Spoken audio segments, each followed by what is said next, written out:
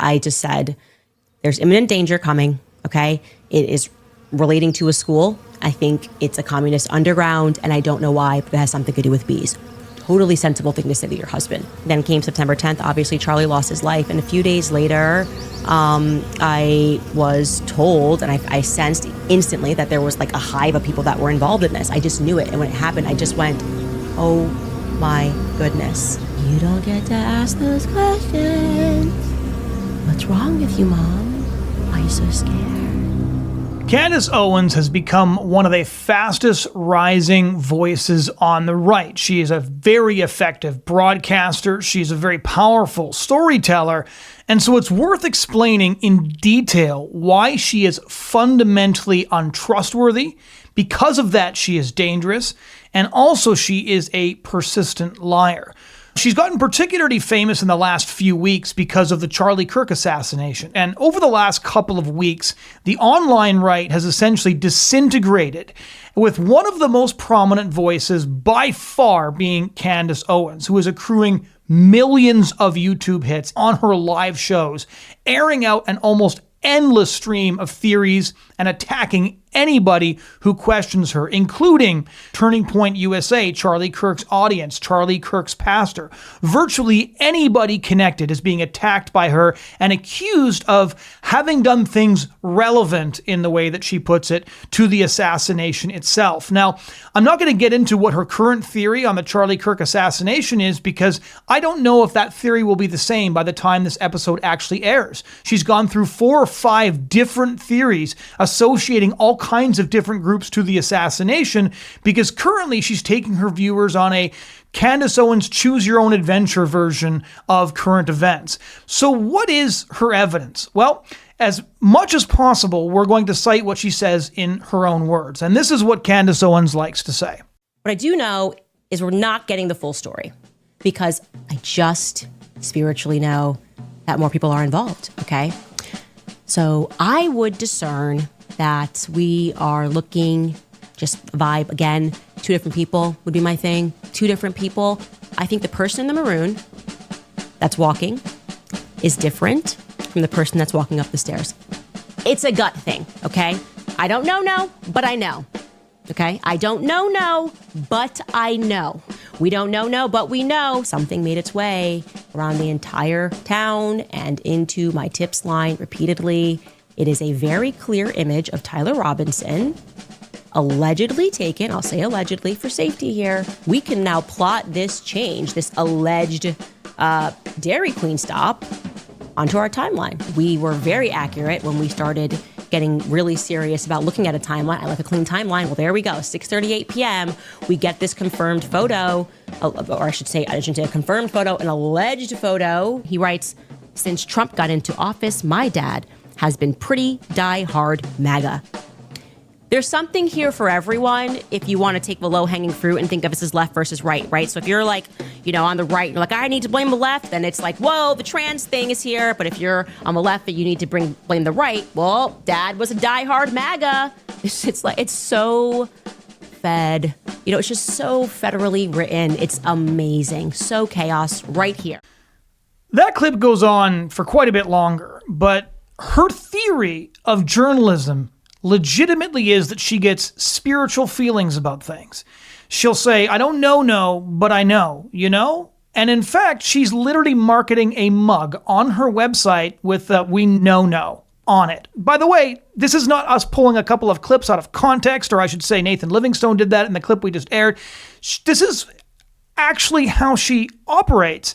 And you'll notice that she's accusing the feds of being directly involved in a cover-up, and she consistently implicates the federal government, the government, by the way, that Charlie Kirk tried so desperately and so long and so hard to get elected in the first place, of being responsible for the death of one of the people that is the most consistent advocate of their government. We'll leave that to the side. I don't know what the theory is going to be by the time this airs, but by the way, this bears mentioning because she put out a single tweet about this and then didn't follow up.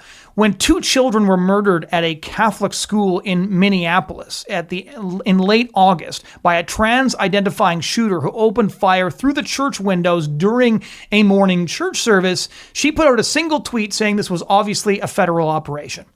that these children were not murdered by the trans-identifying killer, but it was a federal operation. And that's it. No follow-up show, no evidence, just a tweet accusing the federal government of murdering Catholic school children in church. That's all. If this is the kind of person you're relying on for information, you are most certainly being misled. Now, where did she get this journalistic strategy from? Well, as she explained it for everyone a while ago, she got it from Andrew Tate. I'm not going to get into all the details on who Andrew Tate is. We've discussed him before. But Andrew Tate is somebody that she holds in very high regard. She's had a number of very fawning interviews with Andrew Tate. And she has run the following clip that I'm about to show you several times on her show. And she said this is a clip that really summarizes her approach to life and to research. But I found this clip to be extremely interesting. Take a listen. One of my habits now is ignoring all data. It's great. I love when people come to me and say, actually, we've got the data to prove what, you little What are you going to prove to me? I can prove to you that the ice caps are melting.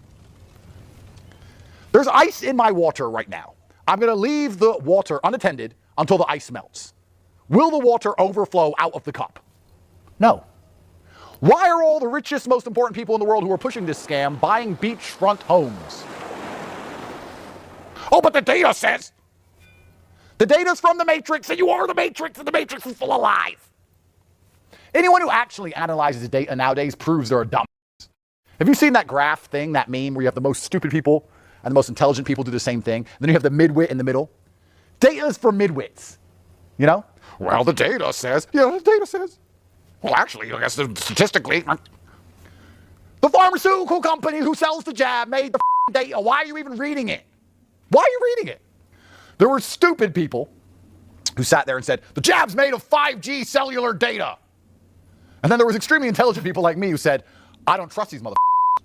And we both didn't get the jab. All the people in the middle were like, well, the data says, and the news said. They wouldn't just make us all take a jab for no reason. Jabby jab, jabby jab. If you even look at data nowadays, you're a dumb. You should just know. Street smart people don't need data. We've just been around. You know? I've just been around. I just know things because I've just been around. Honestly, that is so relatable to me. I can't even explain it. I just know things because I've been around, because there are so many scenarios that I find myself in where I'm unable to articulate the point. I'm unable to articulate the natural reaction that I have when somebody tries to sell me garbage. I can't articulate it when somebody explains to me, well, the moon landings definitely happened because this, and the firmament, and they could get, and I'm just like, no, I don't know. Instinctually, it just doesn't register to me. It just feels like that is a lie.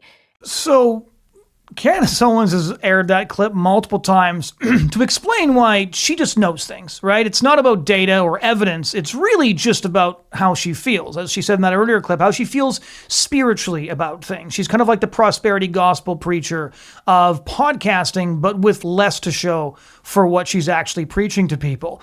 And it's important when so many millions of people are following her to see what is her theory of journalism. How does she gather evidence? How does she just know the things that she knows, you know? That's pretty important. And so one of the most viral clips that has gone on from her show is really a masterclass of storytelling. And I'm not sure if she wore yellow in this outfit on purpose, but here is where, again, this is one of the theories that gets mentioned and then just sort of vanishes from her ongoing choose your own adventure theory of Charlie Kirk's assassination, where we're basically supposed to believe that, based purely on a feeling that she had, that there are Utah Mormon communist Polish death cult bee enthusiasts who are somehow connected to the Charlie Kirk assassination. Now, if that sounds crazy, let me just play the clip for yourself. It's a bit of a lengthier clip because, as Candace Owens very often says at the beginning of her show, I'm going to take you on a journey. And so here is a very unexpected journey, the Candace Owens version with bees. And I did just a cursory online search, and some messages I found, which were not written by a teacher at the school, but someone who was adjacent to some teachers at the school, gave me pause for concern. In fact, explicitly what it was a Polish underground symbol, like a Polish communist underground symbol that nobody would have recognized outside of people who know what it meant. And I just sort of went, okay, that's weird. I kept looking online, and strangely, I'm not kidding, and I'm going to show you these messages, I came across what looked to me like a bunch of people talking about bees. You're going, okay, so what do you, like literally bees. in a way that's the only way I can describe it to you is like they were speaking about bees, but they weren't speaking about bees. It was very coded.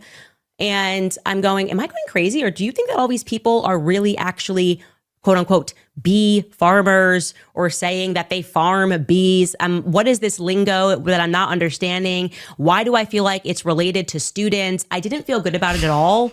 And I just sensed that we needed to get more involved, to go to the school, to ask about the process of hiring, to see if they needed more security.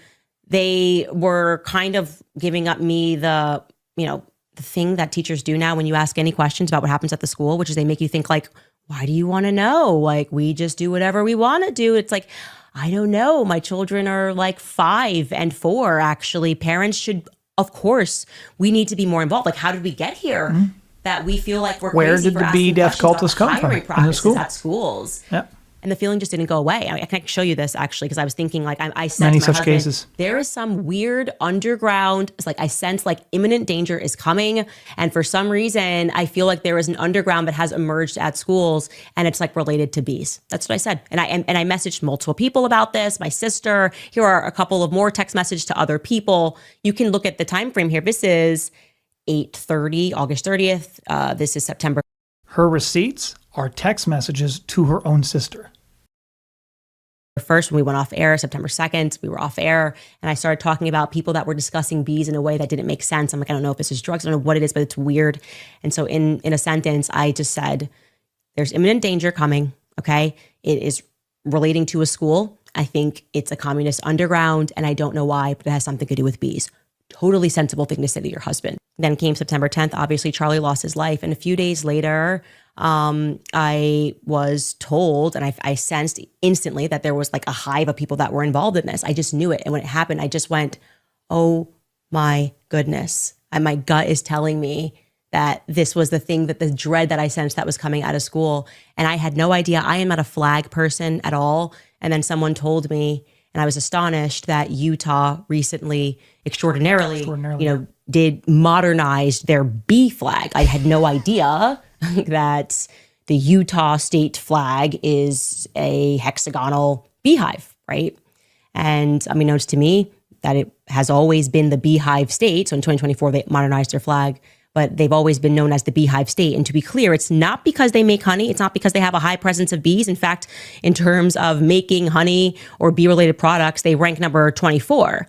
It's actually the beehive state. It relates to the Mormon church, the Church of Latter-day Saints. Early Mormon pioneers founded that state, and they liked the idea of a beehive working toward a common good. Now, if that sounds vaguely familiar or communist to you, the idea of worker bees, yes, that's where it's from. So this sort of doom that I had about an underground happening, I was just like totally freaked out.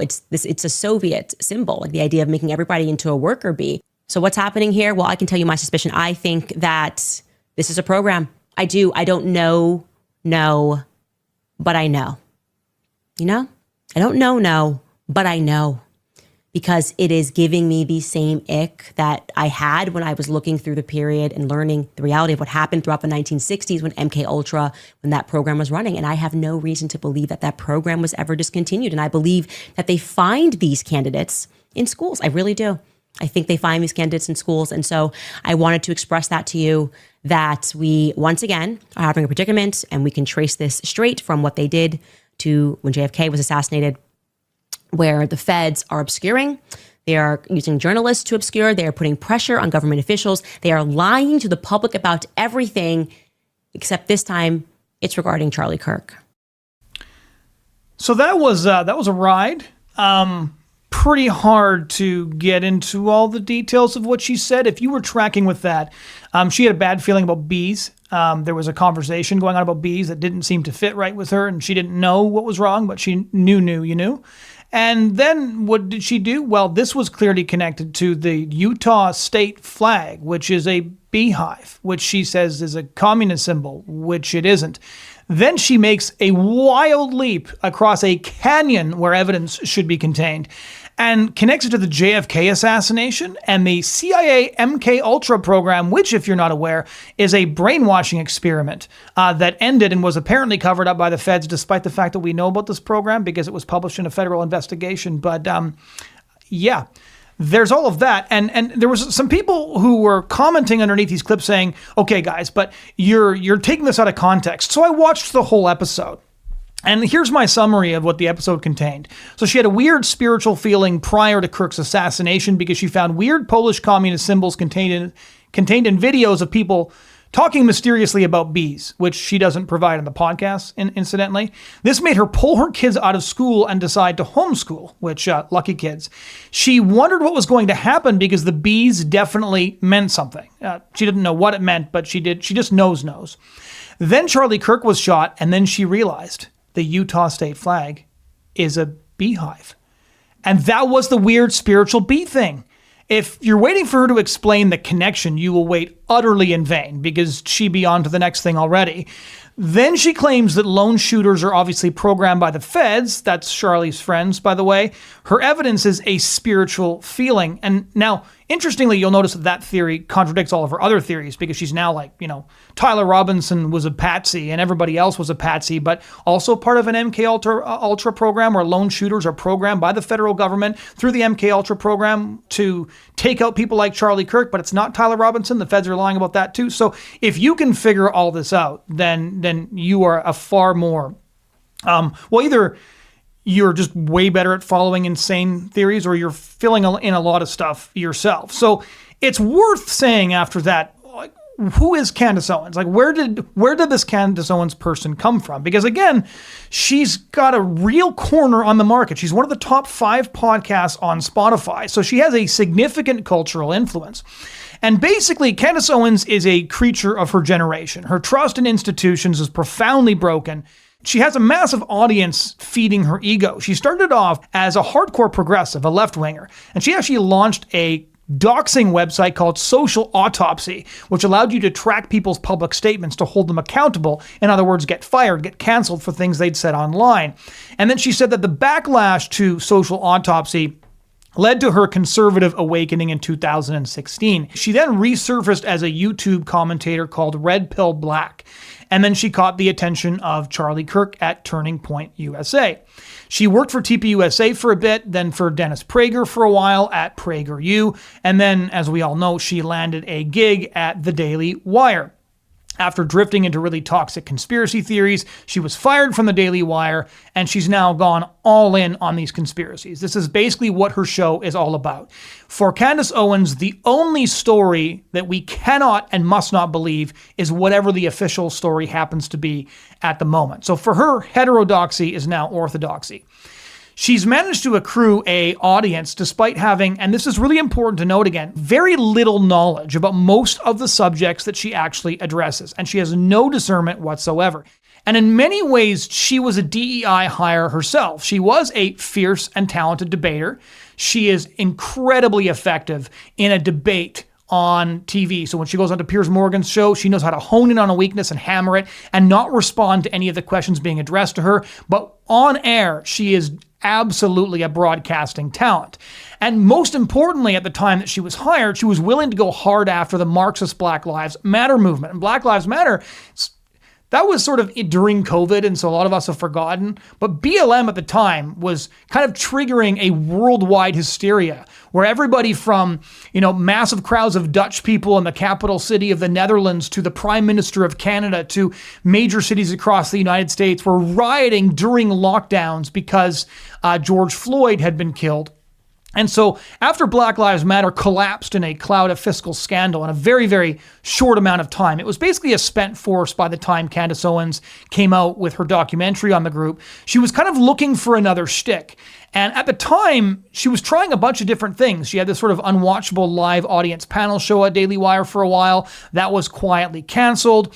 Her monologue podcast was relatively popular, but scattershot. She didn't really have a specific thing that she would talk about consistently after Black Lives Matter kind of went away as a major cultural force.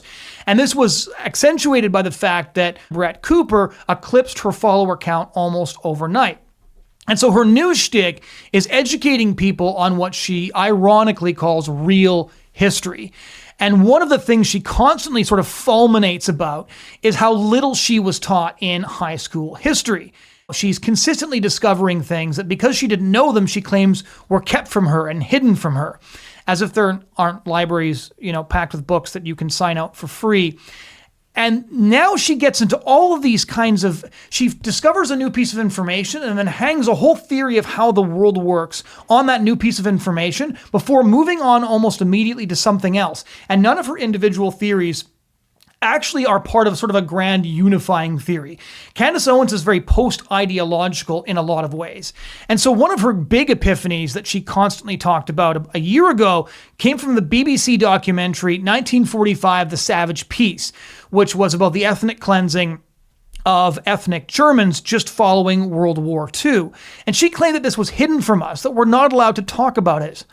And this was a BBC documentary. This was a state-funded documentary put out by the state broadcaster, and yet she's claiming to her audience that we aren't allowed to talk about this, and this is one of the narratives that's been hidden from us, which is only true if you've taken your entire history of World War II from, The Darkest Hours starring Gary Oldman. If you've read any World War II history, these facts are all very familiar to you. And so another revelation that she's talked about constantly, and has cited this as basically reshaping her worldview, was the #1 New York Times bestseller, Chaos: Charles Manson, the CIA, and the Secret History of the 60s by Tom O'Neill. And in that book, the MK Ultra program that she constantly talks about was referenced. And she again talks about this as history that has been hidden from us, that's been kept from us. The book, when it came out, was reviewed by basically every mainstream media newspaper there was, glowing reviews in newspapers like the LA Times. The film rights were picked up by Amazon Studios. It has since been turned into a documentary starring the journalist on Netflix, which you can watch. This is the information that has been kept from us that Candace Owens discovered and has now reshaped her worldview. And in fact, much of the evidence in Tom O'Neill's book was revealed by the 1975 Church Committee and the Rockefeller Commission, both of which were, again, federal government investigations. Federal government investigations.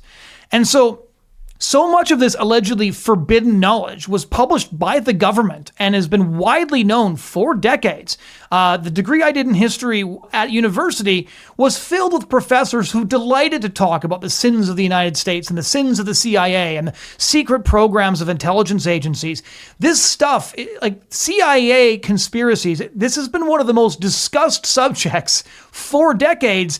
But because she just found it out, she now acts like it's been deliberately kept from her. This too is a conspiracy. The fact that Candace Owens didn't know until just now is also a conspiracy. It's a conspiracy that these conspiracies have been kept from her for so long, even though we found out about half of these conspiracies because of investigations done by the federal government, which is also responsible for the conspiracies, if you're following.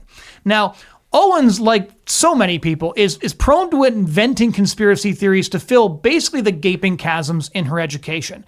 So she hasn't read much and she hasn't read widely. And so she assumes that information available to people who read history and information that's just been basically familiar to a lot of people must be forbidden or censored.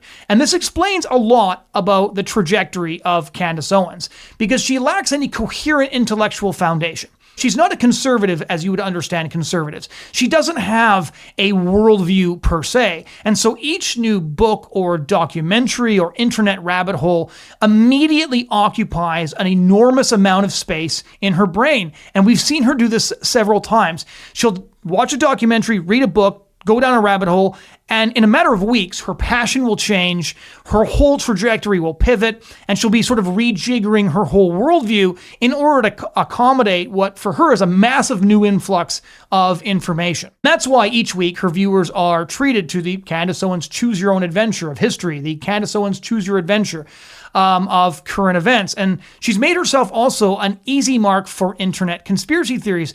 We've watched this happen in real time, where internet conspiracy theories about the Jews and about Israel that have been percolating for a long time are being fed to her because people online think, I bet she'd talk about this.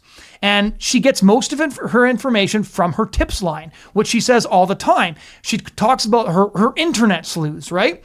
So basically, Candace Owens is kind of like if you met Nancy Drew, but on mushrooms. And that's what her whole show is like. She's got conspiracy theorists feeding her tips. She follows every rabbit hole. All the rabbit holes lead to different places, right? Was Tyler Robinson an MK Ultra lone shooter, just like the one apparently at the Minneapolis Catholic School? Or is this a broader federal program and Tyler Robinson had nothing to do with it? Because that story is kind of weird. Who knows? Tune in next week to find out. Now, to my ads.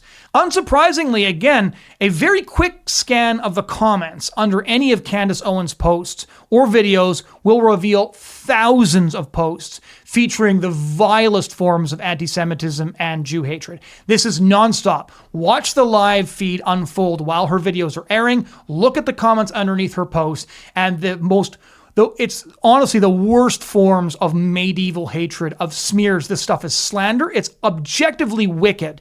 And people who are watching this and participating with this need to realize what kind of brainworms Candace Owens is unleashing. And when asked, even by people like Piers Morgan, to sort of disavow this, she's like, I'm not going to disavow anybody. And that's fine. Nobody has to disavow anybody. But if you're a writer or a podcaster or an influencer and a huge percentage of your audience is interpreting you as saying very specific things and you do nothing to correct that narrative, that does become your responsibility, because it either means you're fine with the conclusions that they're drawing, or you don't want to push back against your audience because you want to keep them listening, or because you believe it yourself. And Candace Owens has definitely slumped now into overt anti-Semitism and overt Jew hatred. And she's also partners with them. So just to give you an idea of the kinds of people she associates with, like Ian Carroll, who started the Israel killed Charlie Kirk conspiracy theory, was her chosen stand-in host for when she was on maternity leave. And like shortly before Charlie Kirk died, when he sent out a tweet, Ian Carroll basically commented underneath saying that Charlie Kirk stood for the people who killed Christ. This is the kind of person that he is. He's not just a liar, but he is a vicious liar. And this is one of the people that she's not only interviewed, but personally chose to host her show. Some of these people are very incredibly vile and dangerous people. So like, look, the Utah Mormon communist bee death cultists, like that's kind of funny, right? We can watch that and chuckle. The first time I saw it, I laughed incredibly hard because I couldn't believe what I was watching. But it gets a lot less funny when you realize that some of the people on for the ride aren't getting off the train, and that the destination for the train is a pretty dark one, that she's leading people to very dark places. And again, you don't have to take my word for it. Watch the live chats during her show if you're one of her viewers, and just start counting how many times people talk about the Jews or Israel, or just throw up a Star of David every 5 seconds. So let's summarize a few of her other claims. Her most famous claim probably is this sort of chaotic, bizarre series claiming that the First Lady of France, Brigitte Macron, is a man. She actually said that not only is Brigitte Macron actually her brother Jean-Michel Trogneux, but that Brigitte Macron may be her husband's biological father. Brigitte Macron may be her husband, President Emmanuel Macron's biological father. I am not kidding. This is some of the wildest stuff I've ever seen. And she's really sucking people into it. Joe Rogan and Tucker Carlson have both noted, this is a really, really interesting theory. We think that we believe it. And she went on to Tucker Carlson's show and said, I don't want the lawsuit filed by the Macrons against me over these claims to be dismissed because I want this to go to court. I think they're banking on us dismissing it. I think one of two options. What does that mean? You can at first file to dismiss the case because you're going, hi, we have the First Amendment right. This is crazy. It's coming from Paris. I mean, like, why on earth would we honor this at all? Secondly, it's like, are we really going to allow the French president to come in here and like stifle my right to speech? I think they want us to dismiss it. So you're not going to try to have the case dismissed? I certainly do not want to have the case dismissed. Amazing. Yeah, I've never heard that before. we're having these discussions. Guys, I just want to linger on this for a moment, having been around a lot of lawsuits. I've never heard anybody say, I don't want a well-funded case against me to be dismissed. It's how I feel. And the reason that I feel that way truly, amazing. Tucker, is because this is so much bigger. A couple weeks later, she filed for the court case to be dismissed. And do you think she told her audience? No, she told Tucker Carlson one thing. He laughed and said, repeat that again. Everybody wants a lawsuit against them dismissed. No, I want this to go all the way. I've got the evidence. Then she filed for dismissal. She lies very, very easily. But her podcast is such a fast-moving, crazy journey with twists and turns and different rabbit holes that it's easy to kind of it's easy to forget the things that she said and track her claims and realize she's being dishonest with you, the viewer. She is making an enormous amount of money pushing the claims that she's making. And this is something that I think people need to look at. Look, Emmanuel Macron and Brigitte Macron are a very creepy couple. She was far, far older than him. It could have qualified as statutory rape, depending on which age it was that they got into a relationship. But the idea that she is actually his biological father, that she's actually a man, that her children are not her children. I watched a few episodes of her series and I actually felt like I was taking crazy pills because it's all circumstantial and there's no through line. But yet, her effectiveness at storytelling and her broadcasting talent can convince you basically that you don't even know your own name. And what's really interesting here is that, note this, almost nobody in the conservative sphere is willing to actually pick up on her claims. If Candace Owens is right and Brigitte Macron is a man, this would be one of the biggest stories in international politics of the past century. And yet even people she's close friends with won't touch it. Matt Walsh won't touch it. Michael Knowles, he is the godparent of one of her children, will not touch it and basically has dismissed the theory as ridiculous.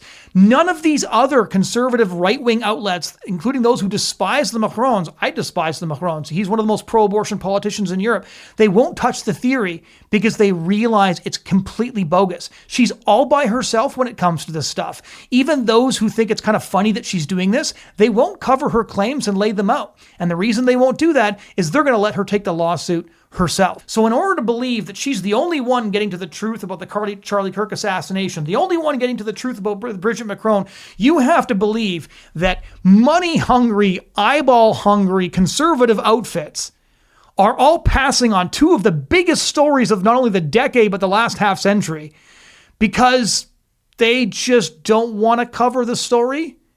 Candace Owens says the evidence is so solid, but as it turns out, people with real businesses and audiences and advertisers just don't appear to be willing to go off of the spiritual gut feeling. And I just no, you know? And so if you want to know why she's the only one saying it, it's because you, her audience, or people who are interested in her might be getting sucked in, but not even people who are her close friends who hang out at her house or who are the godparents of her kids, not even they buy this stuff. And when asked about it, they're explicit about that.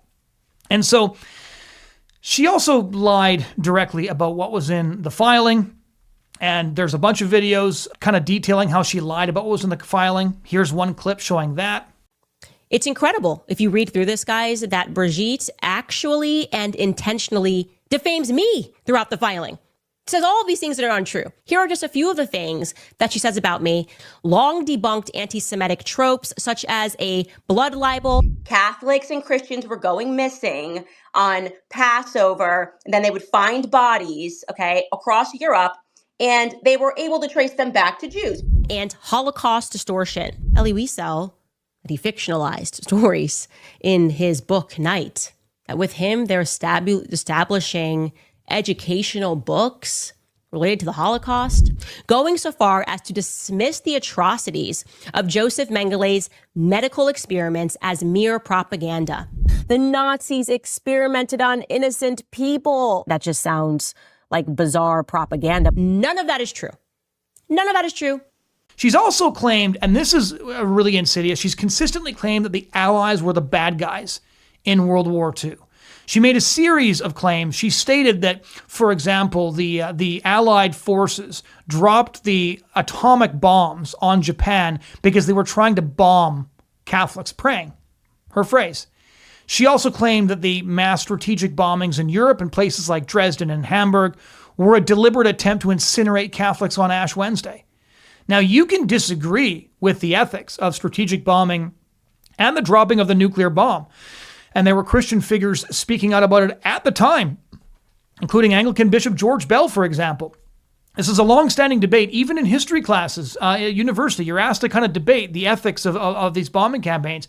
But she's claiming that the Allied forces were deliberately attempting to murder Christians during the course of World War II. She's also claimed that America should have stayed out of World War II to begin with, and stated over and over and over again that basically the people in these German cities and these Japanese cities were Christian, but implying that the Allied forces were not, because they were part of some much darker force. And so here's what she said when they asked her if America should have joined World War II. You think that America shouldn't have gone into that Second World War?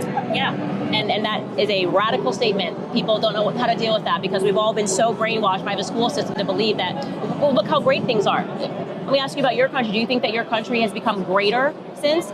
Has our country become greater since? Absolutely not. You know, this whole idea of international liberalism, now it's not just about your problems, it's about solving the world's problems. Let's make sure that in Pakistan there's a trans flag waving. No, I actually, if Pakistan does not want to wave a trans flag, I don't even want to wave a trans flag, but why is this my business? And they're constantly trying to pollute you to make you think that it is your business. No, I actually am comfortable if that's going to be the newest smear that I have to wear, that we're isolationists. Good. I want to be concerned with just America's problems. As soon as those get resolved, I'm happy to peek up our head and say, oh, well, you know what? There are our friends over there in the UK. Let's see how they're doing and if we can help them. But America first. So look at what she just said there again. Look at the pivot that she makes. America should not have fought World War II because look how bad things are now. We clearly didn't win the Second World War. And suddenly trans flags show up. So Western civilization has been transformed by two major forces, the sexual revolution, and then the sexual revolution triggered mass secularization, de-Christianization in every single Western country. There are explanations for why things are the way that they are. Beating the Nazis is not the explanation. The fact that Hitler was defeated is not the explanation. But you'll notice that this might actually sound good because she says, well, do you think we won World War II? Because look at the West now. As if beating Hitler is the reason the West is the way that the West is. And by the way, a lot of people are reaching that conclusion because that's what she lays out. We shouldn't have fought World War II because look how bad things are now. And there are a number of people making this explicitly, and it's easy to see where she got the influences from. And so it's important to note too that she will imply or outright claim a conspiracy, and when she's proven wrong or called out, she'll pivot. Here's another example of that. It's a little weird that I have never said throughout discussing this case, which I care very much about, that Bibi Netanyahu murdered Charlie Kirk. Anyways, let's hear Charlie Kirk in his own words. This is from July of this year. They talk about a no-go zone. You imagine he's got these donors, they're threatening him. And here is what he had to say when they were discussing AIPAC. Take a listen. Do you think that that AIPAC represents, again, I'm not saying I believe this, but I think this is what you're saying, that it represents a kind of cutting in line of prioritization away from the American people? Yes. Would you guys say that's a fair summary? 100%. You know, there once was a president who started talking about that, suggesting that the precursor to AIPAC, which became AIPAC, should register under FARA. And he ended up getting shot in a moving vehicle in broad daylight with the whole world watching. So that's a dangerous conversation to be hosting, is what I want to say. It's a very dangerous conversation to be hosting. I have never said that Bibi Netanyahu murdered Charlie Kirk. Notice what she did there. There is zero evidence for that claim. And the more JFK files get released, the more we know about the assassination. And even the conspiracy theories that there is sort of circumstantial evidence for. People have been debating about, a shooter on the grassy knoll for decades now.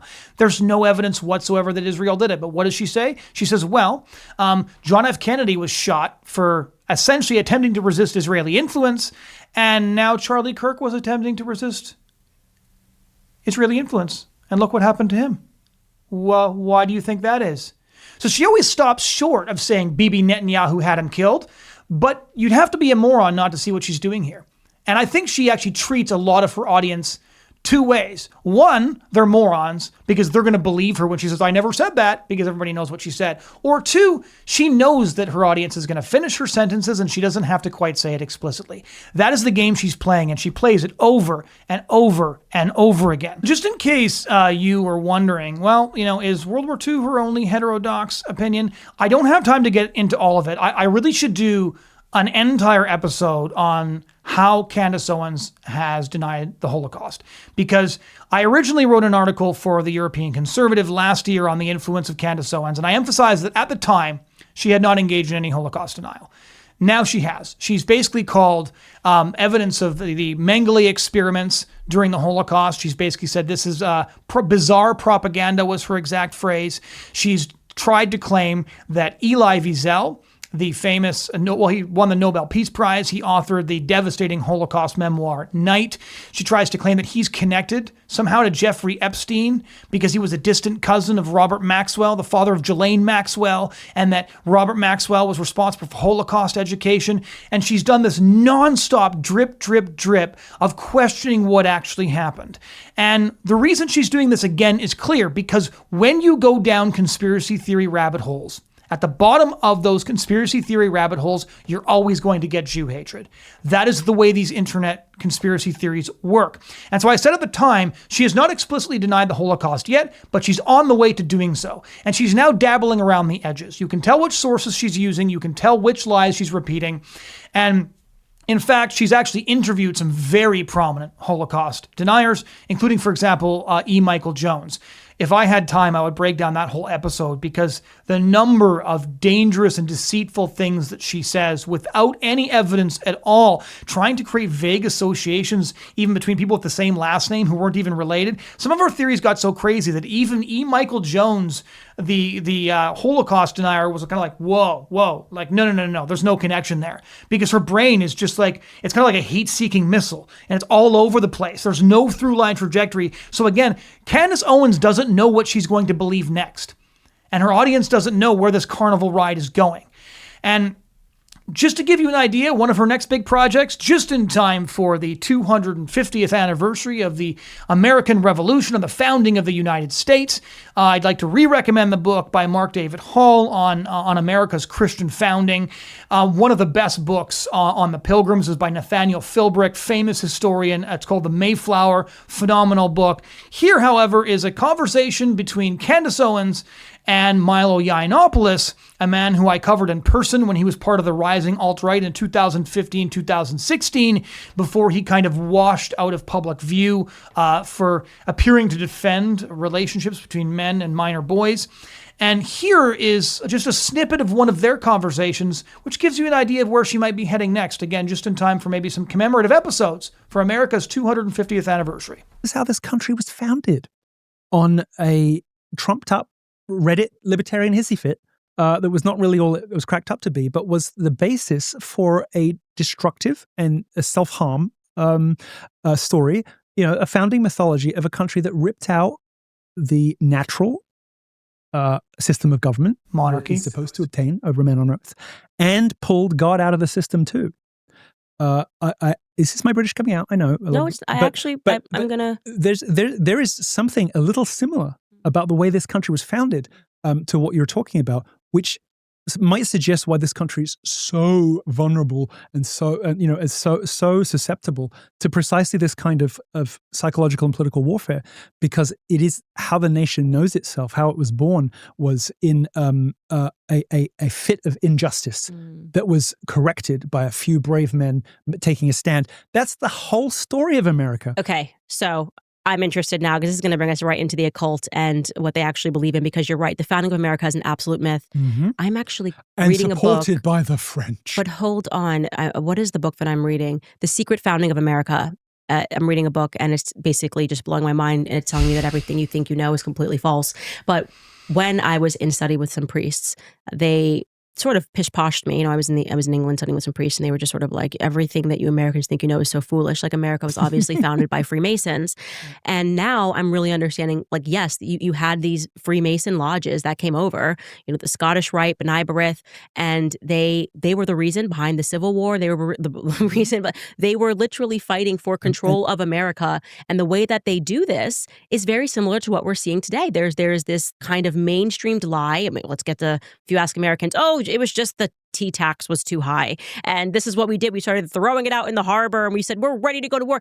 Now that I say it, it sounds so stupid. Sounds kind of dumb, don't it? Sounds kind of dumb. Basic Like, I know dumb. It was a couple hundred years ago, but people were people. What? How much does this tea cost? Oh, no. Paul Revere. The British are coming. It's actually Just stop. So childish. And it's gay. It's gay. It's gay. It's gay. Yeah. Well, I'll give her this. It is stupid when she says it. And that's because she is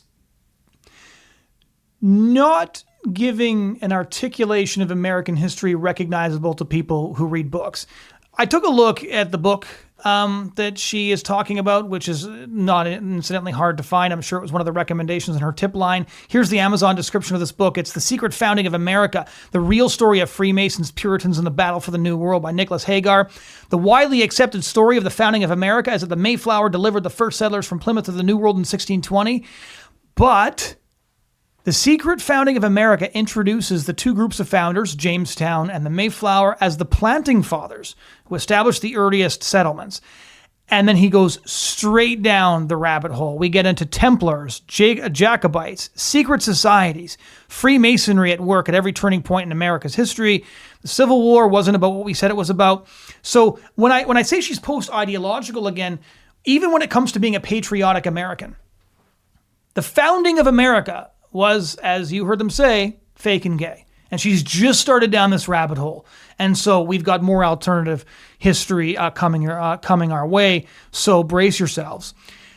I don't have enough time, again, to go through all the different things she said, especially the historical inaccuracies and in many cases deliberate lies, because she'll never correct herself. She doubles down when she's caught lying. She doubles down when she's caught lying by interviewers in real time. So like there's all kinds of clips of her talking to Piers Morgan where he calls her out in real time. But there's so many crazy things going on right now. And what is the whole right obsessed with? It's the Candace Owens show. The 2024 election of Donald Trump marked the very first time progressives and leftists lost a major culture war in a generation, with the Democrats' embrace, particularly of transgender ideology, as we talked about on the show before, badly hurting their election performance. And the woke left basically definitively overplayed their hand. And how did the online right respond to this major cultural victory against wokeness?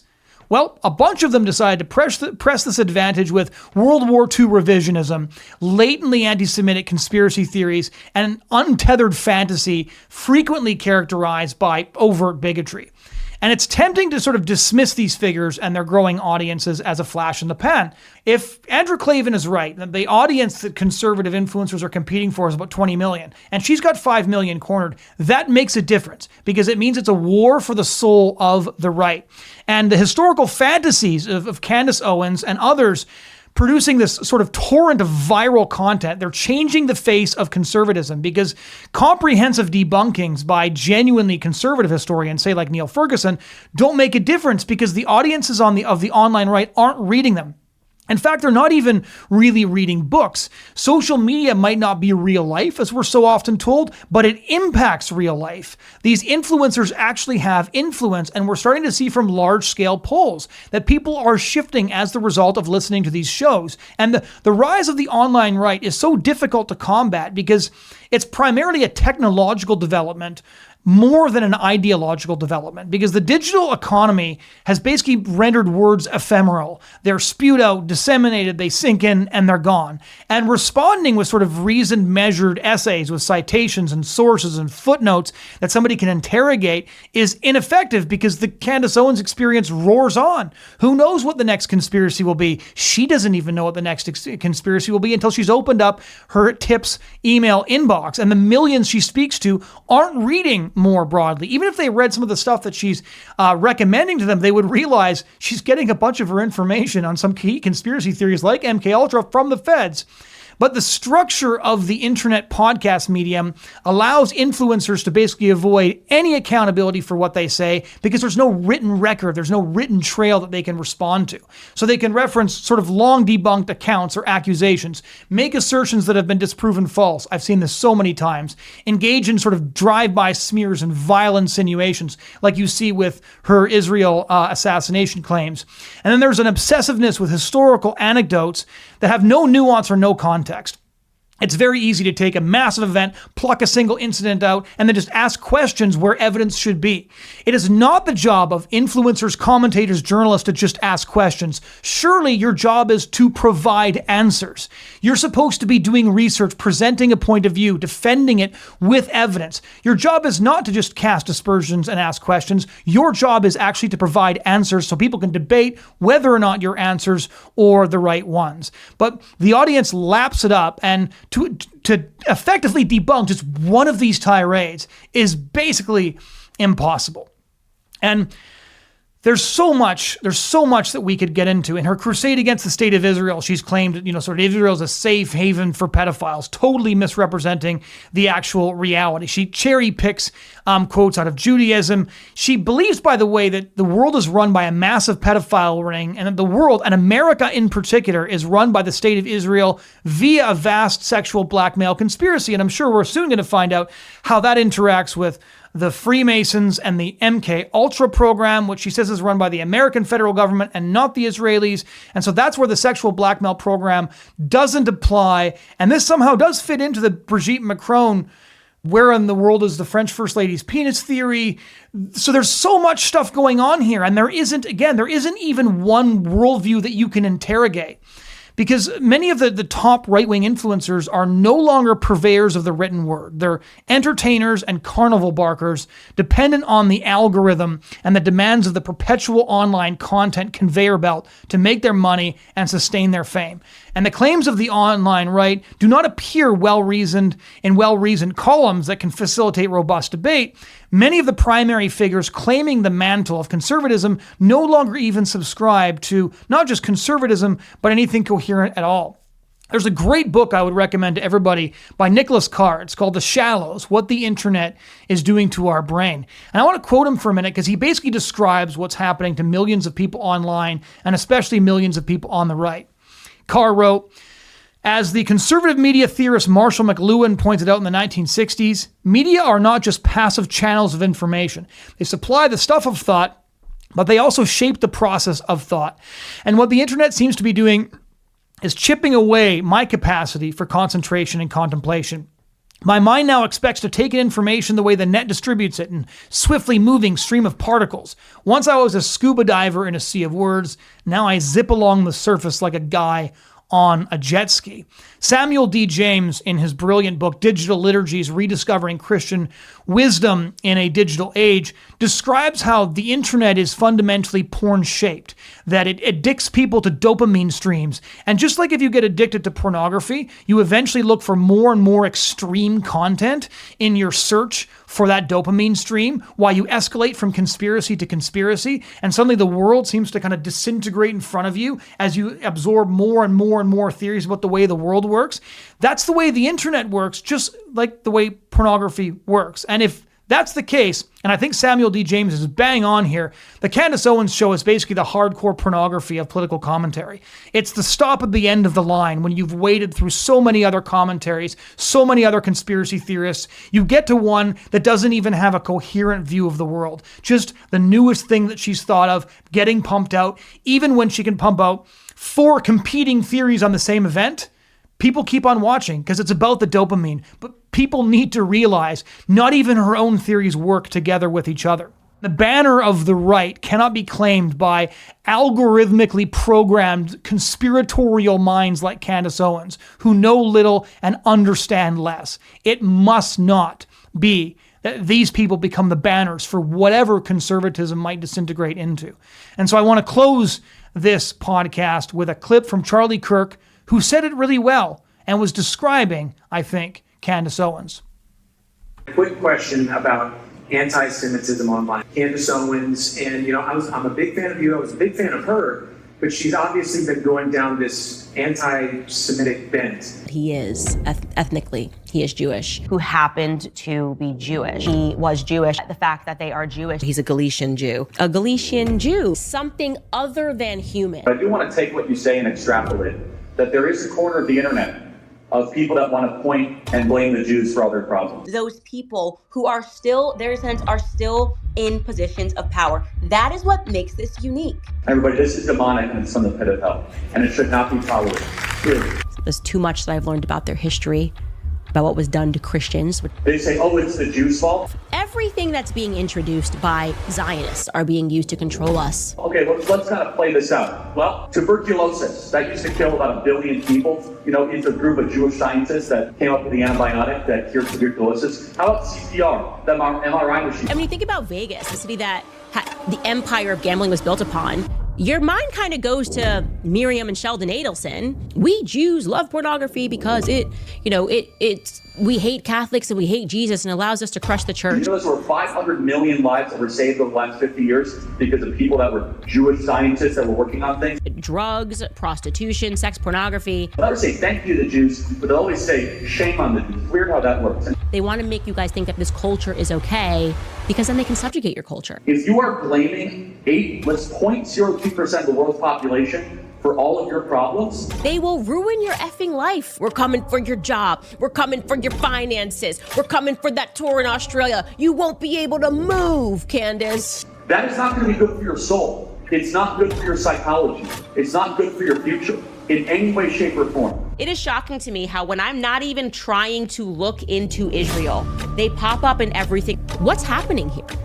Wake up, like what's happened in this country, because we all recognize that something's not right. Well, it's the Jews' fault. That is sloppy and shallow thinking. And so I would just say this, that any young person that goes into this hyper online brain rot. It was just convenient for Israel that JFK got shot. It was convenient for Israel, by the way, when the towers went down. It's all about controlling our minds. That makes Israel the master of the universe. You are serving yourself over to your own demise. You are serving yourself into a suicide mission. You've blindfolded the entire world to what you are. And what I think you might be is possessed by a real demon. There's no question about that. Everything that they are involved in is a cult. And I'm not just going to go point at a small group of people and engaging in this brain rot.